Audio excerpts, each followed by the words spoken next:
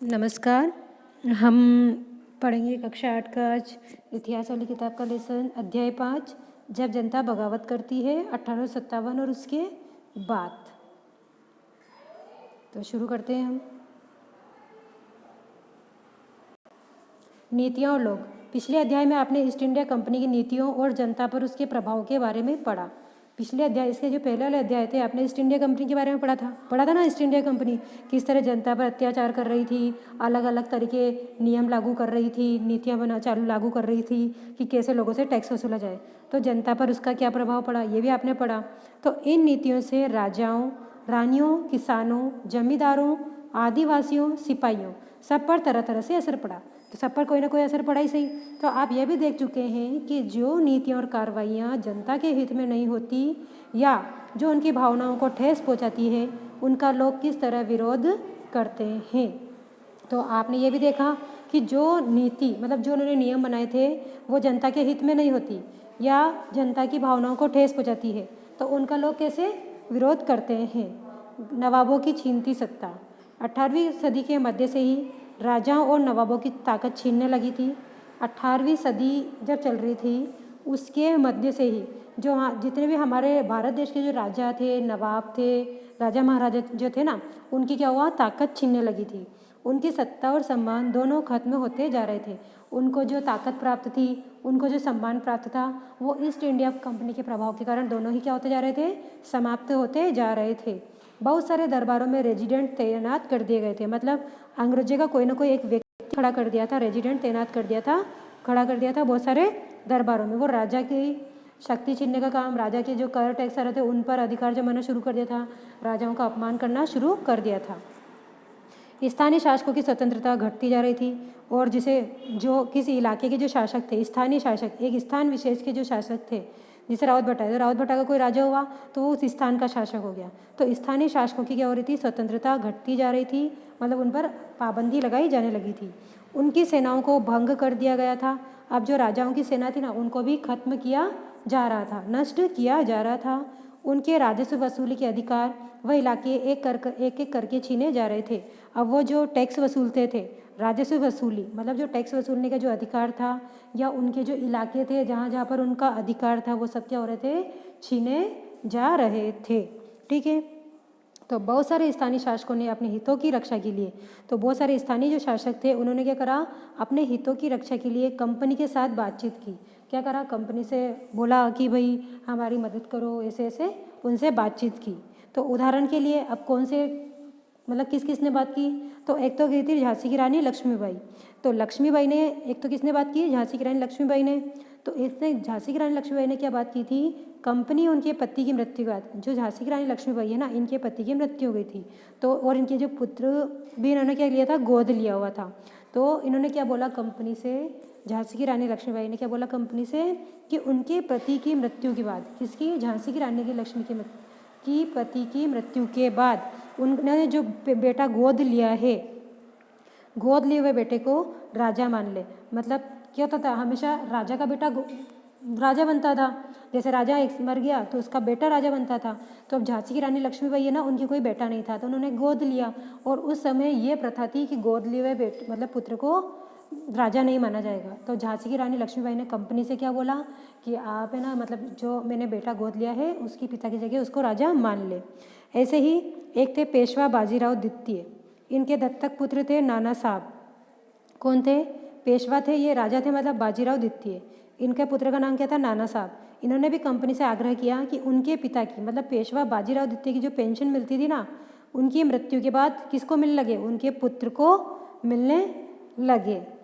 तो अपनी श्रेष्ठता और सैनिक ताकत के नशे में चूर कंपनी ने निवेदनों को ठुकरा दिया। तो कंपनी क्या ज़्यादा हवा में उड़ रही थी, मतलब ज़्यादा वो बहुत ज़्यादा श्रेष्ठ थी, उनके पास पैसा वैसा सब कुछ था और सैनिक ताकत भी बहुत ज़्यादा थी।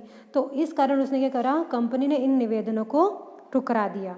अवध की रियासत अंग्रेजों के कब्जे में जाने वाली आखिरी रियासतों में से थी। इस पर अंडरलाइन करना, इम्पोर्टेंट बात, कि अंग्रेजों के कब्जे में जाने वाली आखिरी रियासत कौन थी, अवध की रियासत। ठीक है। तो अंग्रेजों के कब्जे में जाने वाली आखिरी रियासत कौन थी, अवध की रियासत। 1801 में अवध पर एक सहायक संधि थोपी गई। सहायक संधि में कुछ नियम बनाए थे आपने तीसरे अध्याय में पढ़ा भी था सहायक संधि कि उन्होंने क्या क्या नियम बनाए थे, वो बदले में वो सेना देंगे तो उसके बदले में वो कुछ ऐसे देंगे। तो इस तरह से आपने सहायक संधि के बारे में अध्याय 3 में पढ़ा। तो 1801 में अवध पर एक सहायक संधि थोपी गई और 1856 में अंग्रेजों ने इसे अपने कब्जे में ले लिया। और 1856 में क्या करा, अवध को अंग्रेजों ने क्या करा, मतलब उस पर तो सहायक संधि थोपी गई, अपने अंडर में लिया उसको, फिर धीरे धीरे करके उसको अपने कब्जे में ले लिया। तो गवर्नर जनरल डलहौजी ने ऐलान कर दिया कि रियासत का शासन ठीक से नहीं चला जा रहा है, इसलिए शासन को दुरुस्त करने के लिए ब्रिटिश प्रभुत्व जरूरी है। किसके लिए बोला, ये अवध के लिए। तो जो गवर्नर जनरल था ना डलहौजी, इसने क्या बोला कि अवध का जो शासन है, रियासत मतलब एक तरीके से उस समय रियासत बोला जाता था राज्य को, तो अवध का जो शासन है वो ठीक से नहीं चल रहा है, इस शासन को अच्छे से चलाने के लिए उस पर अंग्रेजों का अधिकार जरूरी है। ऐसी घोषणा कर दी किसने, गवर्नर जनरल डलहौजी ने। और ऐसे बोल के क्या करा, 1856 में अवध को अंग्रेजी राज्य में मिला लिया। ठीक है, फिर आगे चलते हैं। कंपनी ने मुगलों के शासन को खत्म करने की भी पूरी योजना बना ली थी। और अंग्रेज जब हमारे यहाँ भारत में आए थे ना, उससे पहले भारत पर किसका शासन था, मुगलों का। तो इस मुगलों के शासन को भी खत्म करने की पूरी योजना बनाई कंपनी ने। तो कंपनी द्वारा जारी किए गए सिक्कों पर से, तो अब कंपनी ने जो सिक्के जारी किए ना, जैसे हमारे 1 रुपये 2 रुपये के सिक्के चलते हैं, वैसे सिक्के जारी किए। उन सिक्कों पर मुगल बादशाह का नाम हटा दिया गया। क्या करा, मुगल बादशाह का नाम हटा दिया गया। 1849 में गवर्नर जनरल डलहौजी ने ऐलान किया कि बहादुर शाह जफर की मृत्यु के बाद बहादुर बादशाह के परिवार को लाल किले से निकालकर उसे दिल्ली में कहीं और बसाया जाएगा। तो सबसे पहले क्या करा, 1849 में गवर्नर जनरल डलहौजी ने ऐलान किया कि बहादुर शाह, मतलब हमेशा क्या होता था, राजा की मृत्यु के बाद उसका बेटा शासक बनता था। तो क्या बोला कि बादशाह बहादुर शाह जफर की मृत्यु के बाद उसके परिवार को लाल किले से निकालकर मतलब दिल्ली में और कहीं पे भी बसा देंगे। मतलब क्या होता था, वहीं अगर वहीं रहता बहादुर शाह, उसका बेटा राजा बनता था, फिर वहीं पे लाल किले में रहते, तो उनको वहाँ से निकालने की बात बोली गई। फिर 1856 में गवर्नर जनरल मतलब नया गवर्नर आ गया। कौन आया, कैनिंग। तो कैनिंग ने फैसला किया कि बहादुर शाह जफर आखिरी मुगल बादशाह होंगे, मतलब इसके बाद कोई मुगल बादशाह नहीं बनेगा, हमारा अंग्रेजों का राज होगा। ऐसा किसने बोला, कैनिंग ने बोला।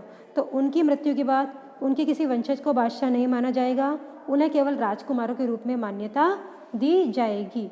मतलब क्या बोला कि जो बहादुर शाह जफर है ना, उसके बाद कोई भी मुगल बादशाह नहीं बनेगा, अंग्रेजों का अधिकार हो जाएगा, और उनका मतलब कोई भी वंश का व्यक्ति बादशाह नहीं माना जाएगा, और सिर्फ उनको क्या बोला जाएगा, राजकुमार की मान्यता। जब राजा का जो बेटा होता है ना, उसको राजकुमार बोला जाता है। तो ये बोला कि उनको राजकुमार की मान्यता दी जाएगी। तो आपको याद रखना है कि 1849 में गवर्नर जनरल कौन था, डलहौजी। डलहौजी ने क्या बोला था कि बादशाह को लाल किले से निकालकर दिल्ली में कहीं बसाया जाएगा। फिर उसके बाद कौन आया, जनरल कैनिंग आया। कैनिंग ने क्या बोला कि मुगल बादशाह बहादुर शाह जो है वो अंतिम मुगल बादशाह होगा, उसके बाद उसके मतलब जो बेटे हैं उनको राजकुमार बोला जाएगा, बाकी ऐसे मतलब कुछ नहीं माना जाएगा। और जो जो मुगल बादशाह का जो चित्र होता था सिक्कों के ऊपर, वो भी हटाना शुरू कर दिया। ठीक है, ये इंपॉर्टेंट बातें। अब एक किसान और सिपाही। गाँवों में किसान और जमींदार भारी भरकम लगान और कर वसूली के सख्त तौर तरीकों से परेशान थे। तो गाँव में जो किसान और जमींदार जो थे ना, उनके ऊपर बहुत ज़्यादा लगान मतलब वही टैक्स लगाया जाता था, तो उसे और बहुत गंदे तरीके से वसूल किया जाता था। तो उससे वहाँ के जो जमींदार थे, जो किसान थे ना, वो बहुत ज़्यादा परेशान थे। तो बहुत सारे लोग महाजनों से लिया कर्ज नहीं लौटा पा रहे थे। तो बहुत सारे जो लोग थे ना, उन्होंने क्या करा, इन महाजनों से जो कर्ज लिया था ना, वो उसको लौटा भी नहीं पा रहे थे। क्यों? क्योंकि उन पर तो डेली मतलब हर बार कंपनी तो आती, अपना पैसा मांगती, तुरंत की तो खेती बाड़ी कम होती, लेकिन पैसा कंपनी को फिक्स देना है। तो इस तरह से उनसे वो कर्ज नहीं लौटा पा रहे। इसके कारण उनकी पीढ़ियाँ पुरानी ज़मीन हाथ से निकलती जा रही थी। अब उनको पाने के लिए क्या था, कोई ना कोई पैसा तो लाना पड़ेगा, तो वो अपनी ज़मीन बेचकर ऐसा कर रहे थे। तो कंपनी के तहत काम करने वाले भारतीय सिपाहियों के असंतोष की अपनी वजह थी। तो कंपनी के तहत काम करने वाले जो बहुत सारे भारतीय सिपाही थे, भी असंतोष की भावना आ गई थी। वे अपने वेतन, भत्तों और सेवा शर्तों के कारण परेशान थे। कई नियम उनके धार्मिक भावनाओं और आस्थाओं को ठेस पहुंचाते थे। ऐसे ही कंपनी के यहाँ पे काम करते थे बहुत सारे सिपाही, वो भी कंपनी में मतलब काम करके खुश नहीं थे। वे अपने वेतन, भत्तों और सेवा मतलब उनका जो वेतन था, उनकी जो भत्ते वगैरह थे, जो सेवा शर्त थी, उनके कारण वो बहुत परेशान थे। कई नए नियम उनकी धार्मिक भावनाओं और आस्थाओं को ठेस पहुंचाते थे। तो बहुत सारे नए नए नियम बनाए गए थे जो उनकी धार्मिक भावनाओं, उनके जो धार्मिक के जो रूल थे, रिवाज थे, आस्था जो थी उसको नुकसान पहुंचाते थे।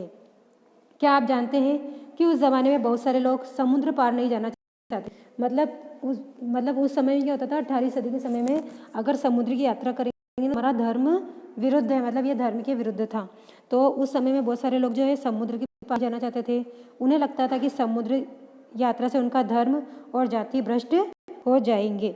तो जब 1824 में सिपाहियों को कंपनी की ओर से लड़ने के लिए समुद्र के रास्ते बर्मा जाने का आदेश मिला। कब? 1824 में सिपाहियों को क्या बोला गया कंपनी की ओर से कि तुम्हें लड़ने के लिए समुद्र के रास्ते से बर्मा जाना है। तो उन्होंने इस हुक्म को मानने से इनकार कर दिया क्योंकि ये उनके धर्म के विरुद्ध था। उन्हें ज़मीन के रास्ते से जाने में कोई एतराज़ नहीं था, मतलब वो लड़ने के लिए तो तैयार थे, लेकिन उन्होंने बोला कि मुझे चाहे तो ज़मीन के रास्ते से भेज दो, मैं चला जाऊँगा, लेकिन इस रास्ते से नहीं जाऊँगा। सरकार का हुक्म न मानने के कारण उन्हें सख्त सज़ा दी गई। अब उन्होंने उनकी सरकार की बात नहीं मानी तो क्या हुआ, उनको सख्त सज़ा दी गई क्योंकि ये मुद्दा अभी ख़त्म नहीं हुआ था। इसलिए 1856 में कंपनी को एक नया कानून बनाना पड़ा। तो ये मुद्दा अभी ख़त्म नहीं हुआ था और 1856 में कंपनी को एक नया कानून बनाना पड़ा। इस कानून में साफ कहा गया कि अगर कोई व्यक्ति कंपनी की सेना में नौकरी करेगा तो ज़रूरत पड़ने पर उसे समुद्र पार भी जाना पड़ सकता है। तो इस कानून में क्या बोला गया कि अगर कोई व्यक्ति कंपनी की सेना में नौकरी करेगा तो ज़रूरत पड़ने पर उसे समुद्र पार भी जाना पड़ेगा। तो सिपाही गांवों के हालात से भी परेशान थे। बहुत सारे सिपाही खुद किसान थे, तो सिपाही जो थे वो गांवों के हालात से भी परेशान थे क्योंकि वो सिपाही में भर्ती हो गए थे। वो क्यों? क्योंकि उधर खेती बाड़ी करते हैं तो वहाँ से उनको लगान देना होता था, तो इतना खर्चा नहीं निकल पाता था। तो इस तरह से वो सिपाही एक तो वहाँ से परेशान हो के आए थे, फिर यहाँ पे भी परेशान करने लगे। तो बहुत सारे सिपाही खुद किसान थे, वे अपने परिवारों को छोड़कर आए थे, लिहाजा किसानों को गुस्सा जल्दी ही सिपाहियों में भी फैल गया। सुधारों पर प्रतिक्रिया। अंग्रेजों को लगता था कि भारतीय समाज को सुधारना जरूरी है। अब अंग्रेजों को क्या लगने लगा कि भारतीयों में जो है ना अंधविश्वास की भावना फैली हुई है, तो भारतीय समाज है उसको सुधारना बहुत ज़्यादा जरूरी है। तो सती प्रथा को रोकने और विधवा विवाह को बढ़ावा देने के लिए कानून बनाए गए। सती प्रथा में क्या होता था, जब किसी औरत का पति मर जाता था तो उस औरत को, मतलब उसकी पत्नी को, उसके साथ चिता में आग में बैठना पड़ता था, उसको साथ में जलना होता था। ये होता था सती प्रथा। और एक होता था विधवा विवाह। अगर कोई लड़की है उसकी बहुत कम उम्र में मतलब पति मर गया तो वो वापस दोबारा विवाह नहीं कर सकती थी, मतलब छोटी उम्र में ही पति मर गया तो वो वापस मतलब विवाह नहीं कर सकती थी। ये दो रिवाज थे, या तो एक सती प्रथा था और एक ये वाला रिवाज था विधवा विवाह वाला। तो इसके लिए अंग्रेजों ने कानून बनाए। तो अंग्रेजी भाषा की शिक्षा को जमकर प्रोत्साहन, और इसके अलावा अंग्रेजी भाषा को प्रोत्साहन दिया गया, मतलब अंग्रेजी भाषा में बात करो, किताबें वगैरह समाचार पत्र जो है अंग्रेजी भाषा में छपने लगे। तो 1830 के बाद कंपनी ने ईसाई मिशनरियों को खुलकर काम करने और यहाँ तक कि जमीन व संपत्ति जुटाने की भी छूट दे दी। तो 1830 के बाद क्या हुआ, कंपनी ने जितने भी ईसाई मिशनरी, ईसाई मतलब जो भी ईसाई लोग जो थे ना, ईसाई धर्म का प्रचार प्रसार करने की पूरी तरह से छूट दे दी। उनसे बोला कि तुम अपने स्कूल खोलो, जैसे अपने सेंट पॉल, सेंट वाले जो स्कूल चलते हैं ना, सेंट पॉल, सेंट थॉमस वाले ये स्कूल, ये इस तरह से स्कूल खोले गए और मतलब वहाँ पे उनको ज़मीन और संपत्ति को मतलब छूट दे दी गई कि तुम इकट्ठा कर सकते हो। फिर 1850 में एक नया कानून बनाया गया जिससे ईसाई धर्म को अपनाना और आसान हो गया।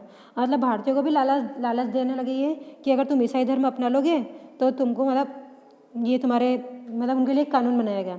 तो इस कानून में क्या बोला कि अगर कोई भारतीय व्यक्ति ईसाई धर्म अपनाता है तो भी पुरुष की संपत्ति पर उसका अधिकार पहले जैसा ही रहेगा। अब क्योंकि भारतीय उन्होंने सोचा कि अगर हम ईसाई बन जाएंगे तो हमारी ज़मीन वगैरह कौन छीन लेगा, अंग्रेज छीन लेंगे। तो अब उन्होंने क्या नया नियम बनाया कि अगर तुम ईसाई बन जाओगे ना तब भी तुम्हारी ज़मीन पर, तो उस पर मतलब तुम्हारी जितनी भी संपत्ति है, पुरानी संपत्ति है, उस पर तुम्हारा ही अधिकार रहेगा। तो बहुत सारे अंग्रेजों को यकीन हो गया कि अंग्रेज उनका धर्म, उनके सामाजिक रीति रिवाज और परंपरागत जीवन शैली को नष्ट कर रहे हैं। तो जो पढ़े लिखे अंग्रेज थे, मतलब जो कम पढ़े लिखे लोग थे और पढ़े लिखे दोनों की बात है, क्योंकि कुछ रिवाज तो अच्छे थे लेकिन कुछ खराब भी थे। तो कुछ को ऐसा एहसास हुआ कि अगर अंग्रेज जो है ना हमारे धर्म रीति रिवाज को नष्ट कर रहे हैं। दूसरी तरफ ऐसे भारतीय भी थे जो मौजूदा सामाजिक व्यवस्था में बदलाव चाहते थे। इन सुधारकों और उनके सुधार आंदोलन के बारे में आप अध्याय 8 में पढ़ेंगे जनता की नज़र से। उस ज़माने में लोग अंग्रेज शासन के बारे में क्या सोच रहे थे, इनका जायजा लेने के लिए आप स्रोत 1 और 2 को पढ़ें। तो ये आपका होमवर्क है। स्रोत 1 ये और स्रोत 2 ये आपको खुद से पढ़ना है, ठीक है। और सैनिक विद्रोह जन विद्रोह बन गया, ये हम नेक्स्ट वीडियो में पढ़ेंगे। Thank you.